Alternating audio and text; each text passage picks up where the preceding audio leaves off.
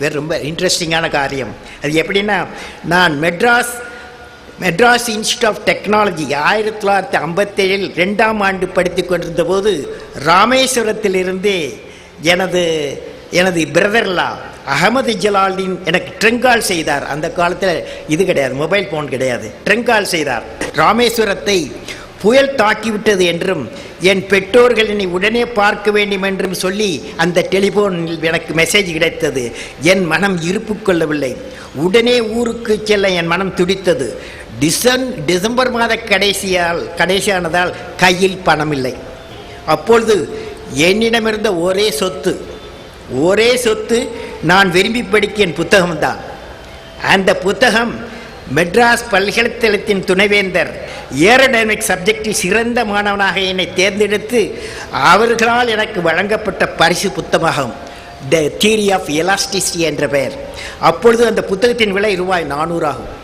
நான் விரும்பி படிக்கும் ஒரு புத்தகம், வேறு வழி இல்லை. அந்த புத்தகத்தை விற்று அதில் கிடைக்கும் பணத்தை வைத்துத்தான் ஊருக்கு செல்ல வேண்டிய நிலை எனக்கு. என் மனம் வருத்தப்பட்டது. அந்த புத்தகத்தை எடுத்துக்கொண்டு மெட்ராஸ் மூர் மார்க்கெட் சென்றேன். அந்த குடுமி வைத்த பிராமணால் கடைக்காரரிடம் இந்த புத்தகத்தை வைத்துக்கொண்டு பணம் கொடுங்கள் என்று கேட்டேன். அவர் என்னை பார்த்தார், புத்தகத்தை வாங்கி பார்த்தார். அவர் இந்த புத்தகம் பரிசாக கிடைக்கப்பட்ட புத்தகம் என்று அறிந்தார். நீ படிக்கும் புத்தகத்தை வைத்து பணம் வாங்குகிறாய், உனக்கு ஏதோ அவசரம். என்ன அவசரம் என்று கேட்டார். நான் என் அவசரத்தை சொன்னேன். அவர் எவ்வளவு பணம் தேவைப்படும் என்று கேட்டார். நான் ₹60 என்று சொன்னேன். இந்த புத்தகம் இங்கே இருக்கும், நான் எவருக்கும் விற்க மாட்டேன், நீ போய்விட்டு வந்து பணத்தை திருப்பி கொடுத்து அந்த புத்தகத்தை பெற்றுக்கொள் என்று சொன்னார்.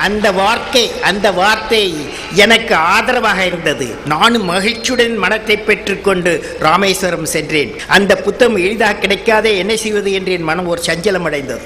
ராமேஸ்வரம் சென்று என் மனம் புத்தகத்தின் மேலே இருந்தது. புயலால் பாதிப்பட்ட எங்கள் வீட்டாரை பார்த்துவிட்டு பெற்றோரிடம் பணம் வாங்கி கொண்டு வந்து சென்னையில் இறங்கியுடன் நேராக மூர் மார்க்கெட் சென்று அந்த பழைய புத்தக கடைக்கு சென்றேன். அங்கு என் புத்தகத்தை பார்த்தவுடன் தான் என் மனதிற்கு நிம்மதி.